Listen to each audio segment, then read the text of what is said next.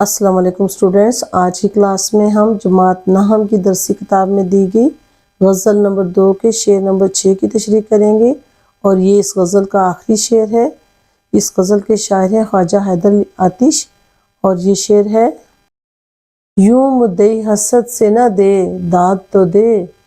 آتش غزل یہ تو نے کہی آشکانہ کیا۔ حل لغت دیکھتے ہیں۔ حل لغت میں جو الفاظ ہیں، یوں کا مطلب ہے اس طرح، مدعی دعویٰ کرنے والا، مخالفت آپ کی کرنے والا مخالف یا حریف، حسد جلن جلاپا جس کو آپ انگلش میں جیلسی کہتے ہیں،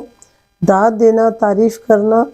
اور شاعرانہ انداز میں شعر پڑھتے ہوئے جو واہ واہ کہا جاتا ہے اس کو بھی داد دینا کہتے ہیں۔ آتش شاعر نے اپنا تخلص استعمال کیا ہے، اور زبردست، اچھی، محبت سے بھرپور،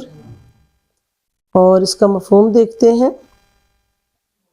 اے آتش تو نے غزل تو بہت اچھی اور زبردست لکھی، اب تمہارے مخالف حسد کے مارے تمہاری تعریف نہ کریں تو یہ الگ بات ہے۔ تشریح: خواجہ حیدر علی آتش جو اپنی شاعری میں محاورات، ضرب الامثال اور تشبیہات کا استعمال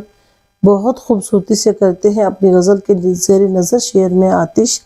صنعت تعلیٰ کا استعمال شاعر نے کیا ہے، جس سے مراد ہے اپنی شاعری کی خود تعریف کرنا۔ یہ بھی ایک صنعت ہے، جیسے صنعت تضاد ہے، صنعت تلمیح ہے، تو صنعت تعلیٰ اس سے مراد ہوتی ہے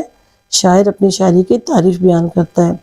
اور بقول شاعر: اے آتش تیری شاعری بہت زبردست اور باکمال ہے، اور یہ غزل جو تو بہت ہی شاندار ہے جو تو نے لکھی ہے، اب تیرے مقابلے میں جو شہرا اچھی شاعری کا دعویٰ کرتے ہیں ان کو چاہیے کہ اور کچھ نہیں تو کم از کم تیری شاعری کی تعریف کر دیں، کیونکہ تیری شاعری تو دل کو چھو لینے والی ہے۔ اگر وہ تیری شاعری کی تعریف نہیں کرتے تو حسد اور جلن کی بنا پر نہیں کرتے ہوں گے، ورنہ تیری شاعری میں کوئی خامی نہیں ہے۔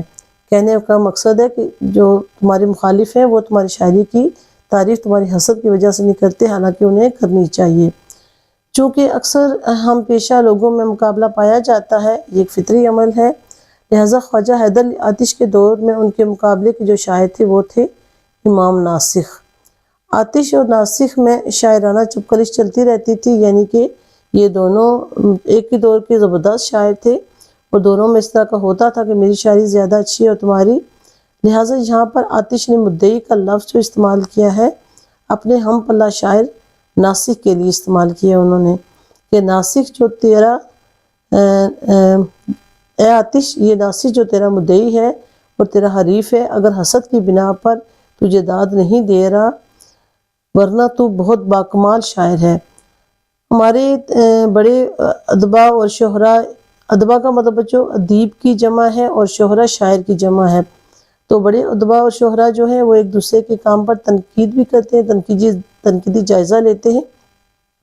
اور اس کا یقیناً مقصد اصلاح بھی ہوتی ہے، اصلاح بھی اس کا مقصد ہوتا ہے، جو یعنی کہ بہتر چیز عوام تک پہنچے۔